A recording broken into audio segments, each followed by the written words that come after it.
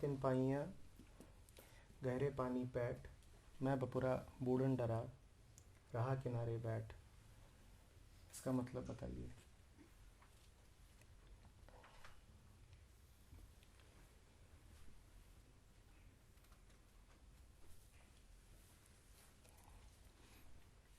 तो एक तस्वीर खींची है।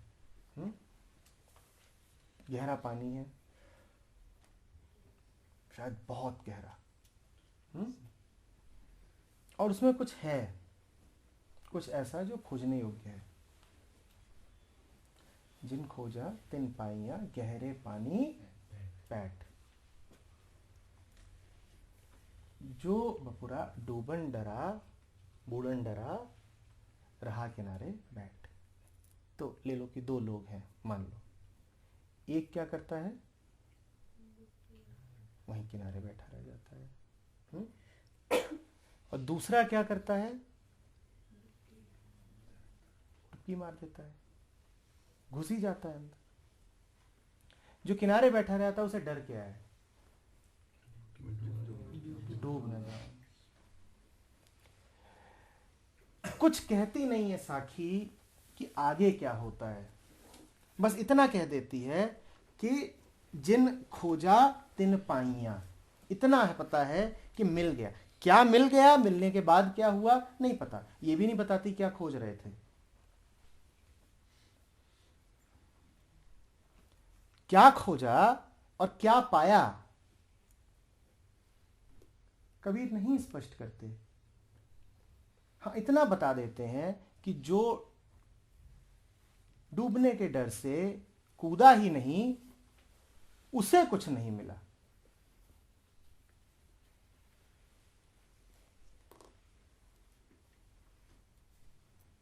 गहरे पानी पैठ,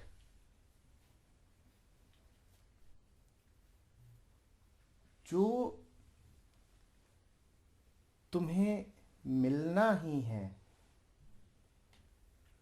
वो डर की गहराइयों के पार बैठा है। तुम्हारे और उसके मध्य दूरी जो है वो डर की है। जो भी तुम पाना चाहते हो, जो भी कुछ कीमती है जिसे पाया जा सकता है,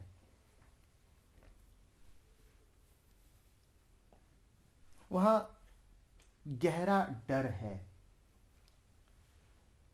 इसका ये अर्थ नहीं है कि वो डर तुम्हें आमंत्रित करना है।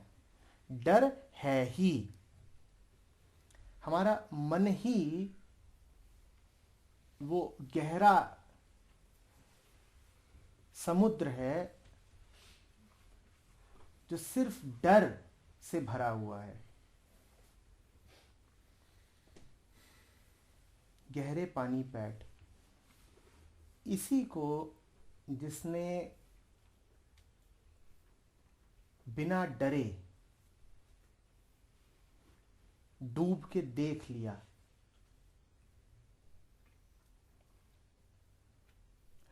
उसे वो मिल जाएगा जो मिलने लायक है।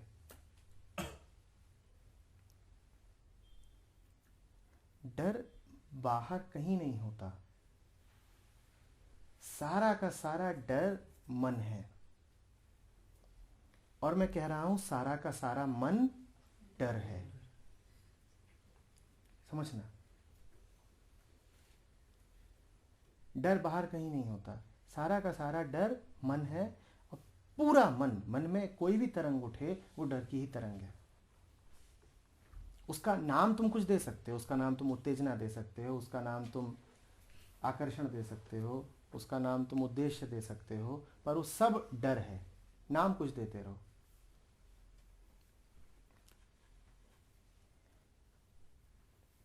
गहरे पानी बैठना है, अपने मन में बैठ करके देखना है कि ये मामला क्या है, ये इसमें घुसा क्या हुआ है, इसमें चलता क्या रहता है।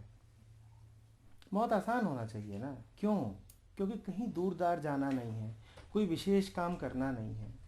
दिन भर कुछ ना कुछ करते ही रहते हो, करते रहते हो ना। कोई भी क्षण ऐसा होता है कुछ ना कर रहे हो, होता है। दिन भर कुछ ना कुछ तो लगा ही रहता है ना, लगा रहता है कि नहीं लगा रहता है? कुछ ना कुछ ख्याल उठते ही रहते हैं, उठते रहते हैं कि नहीं उठते रहते हैं? जब नहीं भी तुम्हें लगता है कि सोच रहे हो, तब भी मन इधर उधर प्रेरित कर रहा होता है, प्रतिक्रियाएं कर रहे होते हो कम से कम। कई बार सोचते नहीं हो पर रिएक्ट तो करते हो ना, प्रतिक्रिया तो होती है कि नहीं होती है? तो मानसिक गतिविधि लगातार चलती ही रहती है, उसी में बैठना है, उसी में बैठना है। और उसी से हमें सबसे ज्यादा डर लगता है। यही कारण है कि ये जो चरित्र है दूसरा, ये राह किनारे बैठ, हमें सबसे ज्यादा डर अगर किसी से लगता है तो अपने आप से लगता है। हम सबसे ज्यादा अगर किसी बात से खौफ खाते हैं तो वो ये है कि कहीं हमें ही हमारी हकीकत जाहिर ना हो जाए। हमें अपने आप से बहुत डर लगता है।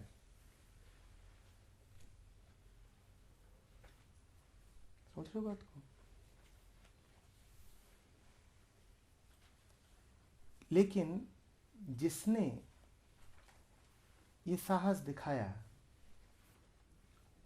कि मैं पीछे तो नहीं हटूंगा, अब हो ही जाए मुलाकात, अब मौका है तो सत्य हो ही जाए उद्घाटित। आज जरा पूछ ही लें वो सवाल जो कीमती हैं पर कभी पूछे नहीं जाते। नहीं, हम बात को दबाएंगे नहीं, हम बात को आई गई नहीं करेंगे, जैसे कहते हैं ना, रफा दफा करो। और हमने बड़े तर्क निकाल रखे हैं। जब भी कोई गहराई में जाना चाहता है तो हम उससे कहते हैं, यार क्यों बाल की खाल निकाल रहा है? होता है कि नहीं? कोई यदि वास्तव में कुछ समझना चाहे तो हम उससे कहते हैं, यार जस्ट कीप थिंग्स सिंपल, इतना क्यों सोच रहा है? तुम समझना चाह रहे हो और तुम पे अभियोग लगेगा कि तुम जबरदस्ती सोच रहे हो। ये सब डर के काम है। रुक मत जाना।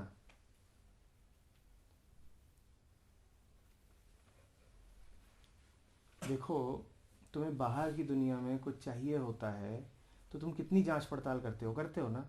और तब तो तुम पे कोई आरोप नहीं लगाता कि तू इतनी क्यों जांच पड़ताल कर रहा है।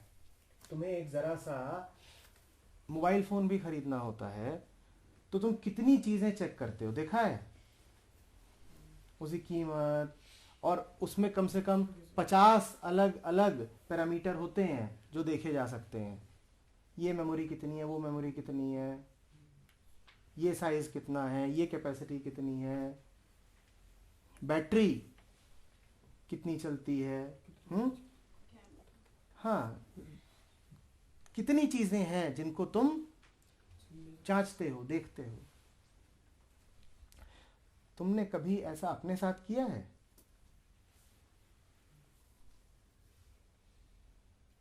अपनी जिंदगी के साथ इतनी जांच पड़ताल करते हो क्या भाई? वहां हमें डर लगता है।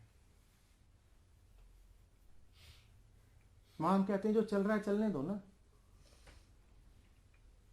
और कारण है, मोबाइल फोन एक वस्तु है जो हाथ में आ जाएगी। अगर उसमें कुछ ऊंच नीच हो गई, गड़बड़ हो गई, तो आंखों को दिखाई पड़ेगी कुछ गड़बड़ हो गई। और तुमने उसके लिए पैसा दिया है, वो जेब से निकला है, जो जेब से निकला है वो भी एक चीज है, एक ऑब्जेक्ट है। ज्यादा पैसा दे दोगे तो वो भी आंकड़े के रूप में दिखाई पड़ेगा कि मैंने 1000 रुपए ज्यादा दे दिए, दिखाई पड़ेगा ना। मन की दुनिया में आग लगी रहती है, तबाही रहती है, रोग फैले रहते हैं, पर वो दिखाई नहीं देते। तो हमारे लिए आसान हो जाता है बात को रफा दफा कर देना। आपको शारीरिक व्याधि लगती है तो दिखाई पड़ता है ना, आपके मुंह से खून आ रहा है, आपका वजन कम हो रहा है, आपके पेशाब में शक्कर आ रहा है, आपकी आंखें धंस रही हैं, ये दिखाई पड़ता है, सब दिखाई पड़ता है ना। तो आपके पास कोई चारा नहीं रह जाता, आपको तथ्य का सामना करना पड़ता है। मन की दुनिया के जो रोग हैं वो दिखाई पड़ते हैं क्या? दिखाई पड़ते हैं? यूं ही किसी की तस्वीर दिखाई जाए तो आमतौर पे ये संभव नहीं होगा आपके लिए बता पाना कि ये कितना रोगी है मानसिक रूप से, आप नहीं बता सकते। तो वहां पर हमें फिर कोई कारण नहीं मिलता है गहरे बैठने का। हम कहते हैं जो चल रहा है सो चलने दो। तो अब ये दो बातें एक साथ हो जाती हैं। पहला, हमें कोई कारण नहीं मिलता मन में बैठने का, मन में गोता लगाने का हमें कोई कारण नहीं मिलता। और दूसरा, जब भी हम गोता लगाते हैं बड़ा डर लगता है, क्योंकि कुछ उसमें से ऐसी बातें सामने आने लगती हैं जो हमें अच्छी नहीं लगती। हमने अपने आप को बता रखा होता है कि हमारे किसी रिश्ते में बड़ा प्रेम है, पर ज्यों ही मन में गोता मारा दिखाई दे गया कि कहां प्रेम, बदबू ही बदबू है, बस सड़ा हुआ है सब कुछ। हमने अपने आप को बता रखा होता है कि मैं तो बड़ा कर्तव्यनिष्ठ सेवक हूं, कर्तव्य को धर्म की तरह निभा रहा हूं। ज्यों गोता मारा तहां पता चलता है कि न कर्तव्य है, न सेवा है, न धर्म है, मात्र आडंबर है और लालच है।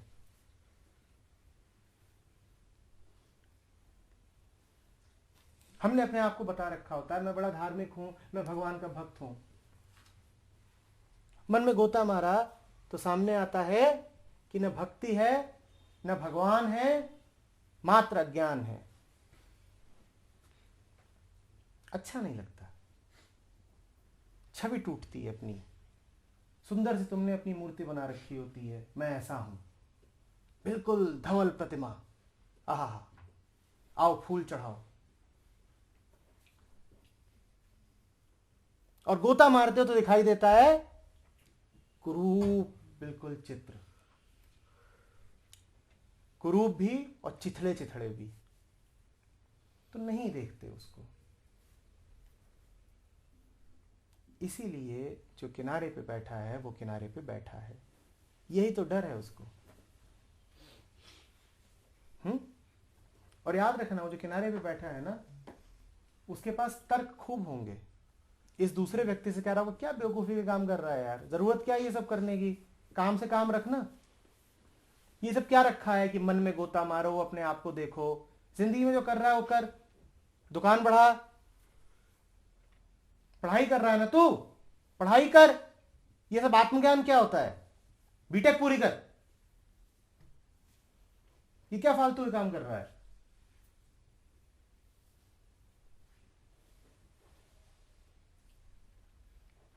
भाई मुझे ये अच्छा नहीं लगता है, तू सब घर द्वार छोड़ करके ना, ये तू ज्यादा बैठ के बहुत सोचता रहता है, ये सब मत किया कर। Do chill, live life. आगे की क्या सोच रहा है? ओ यस, अभी ये सब सुना सुना लग रहा है। भाई इतना सीरियस होने की क्या जरूरत है? अपन तो एंजॉय करते हैं। उसके पास तर्क खूब होंगे। तुम्हें क्या लग रहा है? वो उससे बोलेगा कि भाई मैं बौरा डूबन डरा। वो ये बोलेगा क्या? ये तो कबीर बोल रहे हैं कि वो बौरा है, डूबने से डरता है। वो क्या बोल रहा होगा?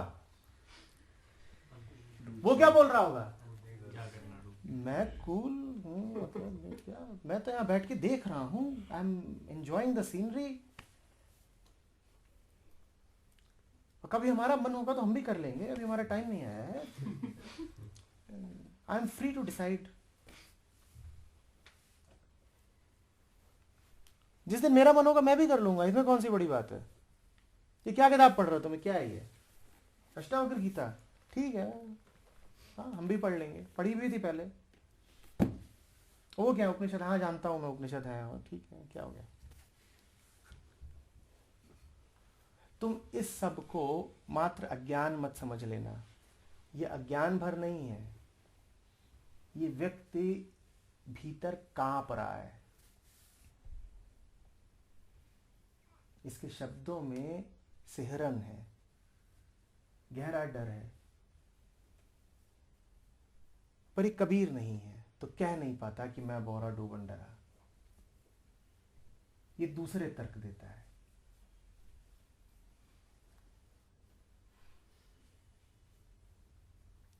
समझ में आ रही है बात? लेकिन ये बैठा किनारे ही रहेगा, दूर दूर रहेगा। जहां भी कोई ऐसी घटना घट रही होगी जहां तुम अपने अंतःस्थल की गहराइयों में पहुंच सको, ये उस घटना से दूर रहेगा, बिल्कुल बच के निकलने की कोशिश करेगा, अवॉइड।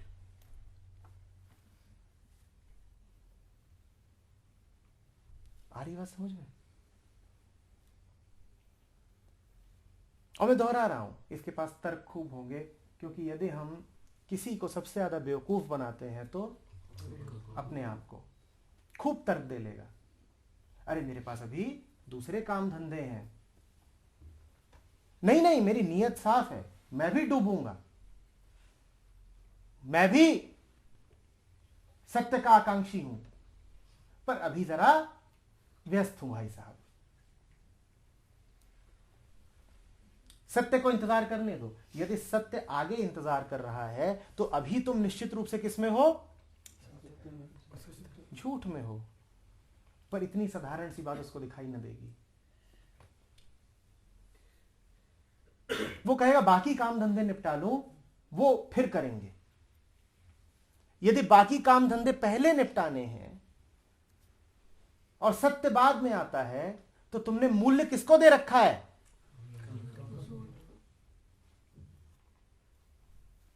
जब तुमने अपने बाकी काम धंधों को ही मूल्य दे रखा है, तो सत्य से तुम्हारा कभी कोई संबंध बनेगा?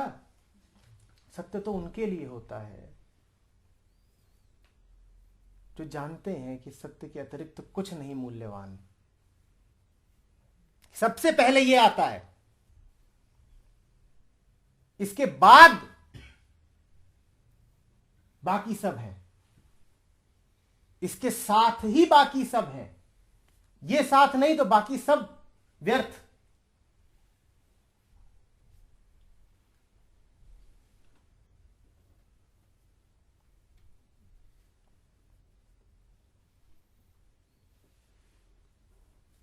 सारी बात समझ में? अब आते हैं कि गोता तो मार दिया, उसके बाद हुआ क्या होगा? कबीर ने इतना ही बोला कि जिन खोजा तिन पाइया। मामला दादा खोल के नहीं रखा, क्या हुआ होगा?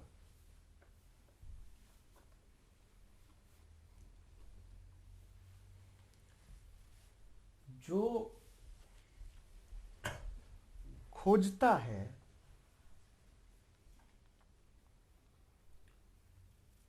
उसे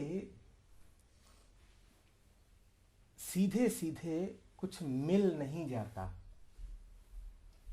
इस उम्मीद में न रहें कि किसी गोताखोर की तरह आप गोता मारेंगे और नीचे कोई रत्न हीरे मोती पड़े हैं, आप तलहटी तक पहुंचेंगे और उन्हें उठा करके वापस ले आएंगे।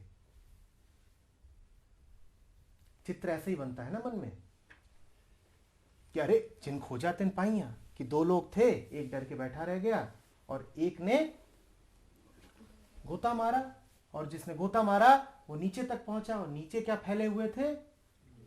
मणिक, मोती। वो उठा लाया उनको और बाहर निकल करके उसने सिद्ध कर दिया कि देखो मैं ज्यादा होशियार था। और उसकी अब जय जयकार जिंदाबाद हो रही है। बड़ा अच्छा लगता है। हाँ ठीक है, ये ठीक है, ऐसे ही करते हैं।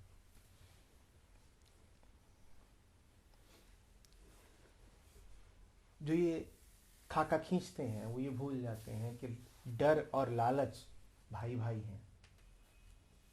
लालच को साथ रख के डर में प्रवेश नहीं किया जा सकता। लालच और डर तो एक दूसरे को जिंदा रखते हैं। एक लालची मन के साथ आप डर को कैसे काट पाओगे?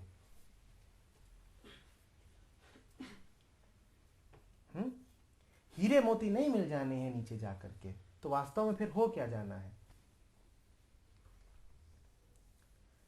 एक कहानी है, रामकृष्ण कहा करते थे, आप में से कुछ लोगों ने सुनी भी होगी, कि नमक का पुतला था एक।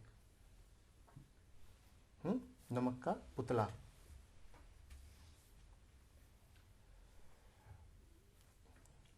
बेचैन सा रहता था, कुछ उसे समझ में ना आए कि क्यों शांत नहीं रहता।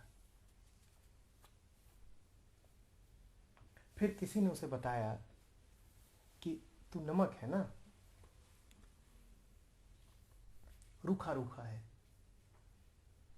तुझे शांति समुद्र में मिलेगी, तुझे शांति समुद्र में मिलेगी। हमारी ही तरह था, सोचने लगा समुद्र की तलहटी पे कोई हीरे मोती बिखरे हुए हैं, उन्हीं में से किसी हीरे मोती का नाम शांति है। तो उसने कहा ठीक, बेचैनी तो रहती है। और थोड़ा सा ईमानदार पुतला था, तो उसने कहा हाँ जानता हूं कि बेचैनी रहती है।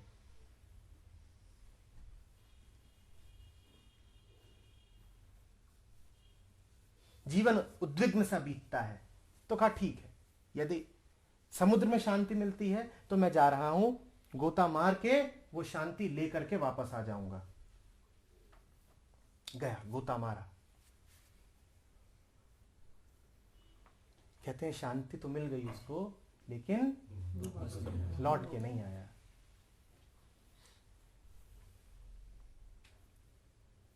ये है गहरे पानी बैठना। वहां जो मिलेगा उसको लेके तुम नहीं लौटोगे। वहां जो मिलता है वो इतना विराट है कि वो तुम्हें अपने आप में समा लेता है। वो इतना छोटा नहीं है कि तुम्हारी जेब में समा जाए किसी हीरे की तरह और तुम अपनी जेब में हीरा रख के वापस आ गए। वो इतना बड़ा है कि तुम उसकी जेब में समा जाते हो। वो सागर है, तुम नमक के पुतले, उसी से निकले थे तुम, कभी वापस उसमें समा जाते हो और वहीं तुम्हें चैन मिलता है। जो बैठा है किनारे पे प्रतीक्षा ही करता रह जाएगा कि तुम लौटो और बताओ। उसने तो तुम्हें थाह लेने भेजा था जासूस की तरह कि तू जा, पहले जा और वापस आकर के खबर देना कि गोता मारने पे कैसा लगता है। और अगर सब ठीक लगा, सुरक्षित है सब कुछ, तो कभी हम भी जाएंगे। वो लौट के ही नहीं आया बताने के लिए। क्या कहोगे, मर गया? या ये कहोगे कि बहुत बड़ा हो गया? निर्भर करता है कि कौन कह रहा है। ये जो किनारे पे बैठा था, ये तो एक दिन दो दिन प्रतीक्षा करने के बाद जाएगा और शोर मचाएगा कि मर गया। और ये चारों तरफ प्रचारित करेगा कि मत चलना आध्यात्मिकता के रास्ते पे, खत्म हो जाते हैं, मर जाते हैं। और ये कहेगा मैंने देखा, मैंने प्रमाण देखा, मैंने देखा कि वो समुद्र की ओर गया और लौट के नहीं आया। और वो जाएगा और दुनिया भर में यही को प्रचार कर देगा। माँ बाप डर जाएंगे, अपने बच्चों को पकड़ लेंगे, मत जाना मत जाना, मर जाओगे। पति अपनी पत्नियों को पकड़ लेंगे, मत जाना, तू वापस ना आएगी। दोस्त दोस्तों को पकड़ लेंगे, ना ना ना, वो रास्ता ठीक नहीं, वहां से कोई लौटता नहीं। पर जो उसके साथ ही डूबे हों, गले हों, फैल गए हों, वो सब भीतर मौजूद है। वो जानते हैं कि क्या हुआ, वो जानते हैं कि क्या हुआ।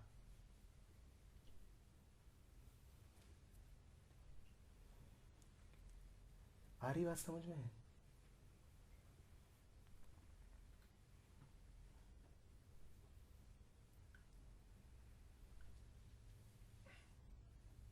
जब लगे कि मिट रहे हो तो इसे अशुभ का नाम मत दे देना। नाम से बड़ा फर्क पड़ता है।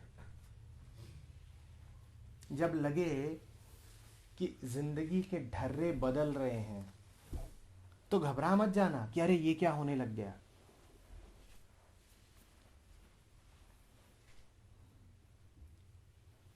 तुम्हारे आसपास वाले घबराएंगे क्योंकि उन्हें आदत लग गई है तुम्हारा एक पुराना रूप देखने की।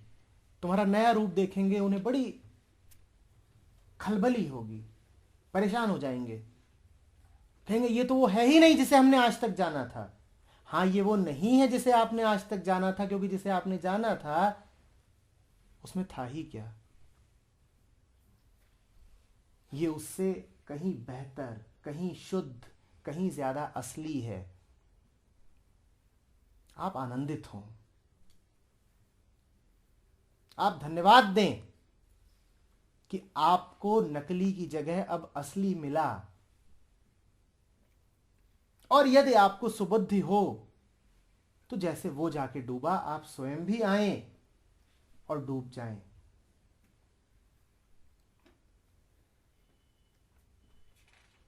घबराएं नहीं, रोकें नहीं, यूं ही शोर न मचाएं, मिथ्या अफवाह न फैलाएं, कुप्रचार न करें।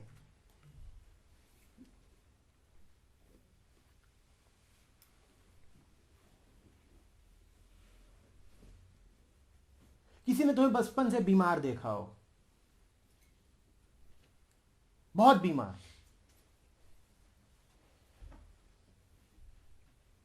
और तुम बीमारी के अलावा कुछ हो नहीं ऐसा उसने देखा हो, और तुम स्वस्थ हो जाओ, तुम्हारा चेहरा निखर जाए, तुम्हारा होना बदल जाए, तुम्हारी आवाज बदल जाए, तुम्हारी नजर बदल जाए, तुम उसके सामने जाओ, वो क्या कहेगा? वो कहेगा ये कौन है, मैं तो इसे पहचानता ही नहीं। और उसको बड़ी असुविधा होगी क्योंकि उसे अब तुमसे एक नया संबंध बनाना पड़ेगा। पुराना संबंध अब चलेगा नहीं। पुराना संबंध किसके साथ था? बीमारी के साथ था पुराना संबंध। बीमारी गई, सामने स्वास्थ्य चमक रहा है, तुम्हें इसके साथ नया संबंध बनाना पड़ेगा। तुम्हें थोड़ी सी अड़चन होगी पर नया संबंध बनाओ। पुराने को वापस लाने की इच्छा न करो, पुराने को लेके न रो कि अरे पुराना कहां गया, पुराना कहां गया। पर हमारी हालत ऐसी ही है, हम इतने बीमार हैं और इतने ज्यादा दिनों से बीमार हैं कि हमें लगने लग गया है कि बीमारी ही तो हमारा असली चेहरा है। हटती है बीमारी तो हमें बड़ी तकलीफ होने लग जाती है।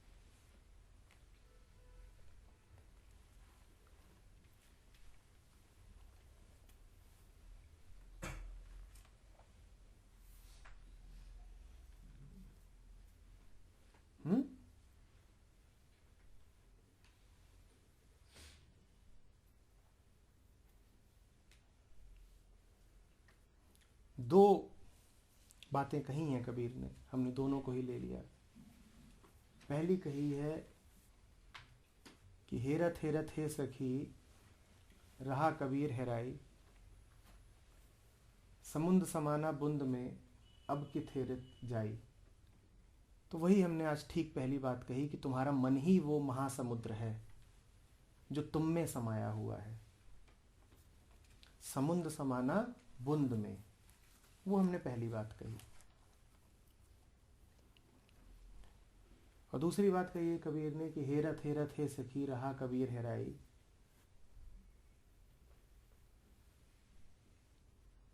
बुंद समानी समुद्र में अब कित हेरत जाई।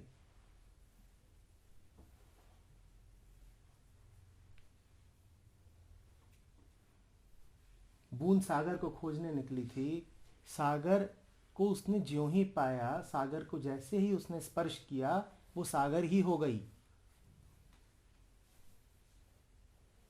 बूंद ने सागर को छुआ नहीं कि वो क्या हो गई, सागर।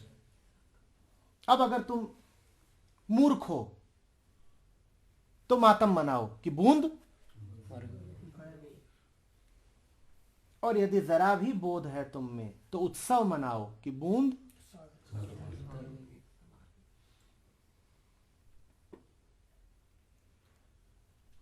मूढ़ जिसको मरना कहता है, मर्मज्ञ उसको तरना कहता है।